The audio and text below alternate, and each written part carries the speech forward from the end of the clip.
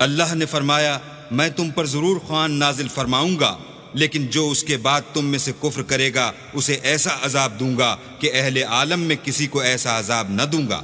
और उस वक्त को भी याद रखो जब अल्लाह फरमाएगा कि ए ईसा इब्ने मरियम, क्या तुमने लोगों से कहा था कि अल्लाह के सिवा मुझे और मेरी वालदा को माबूद मुकर्रर करो?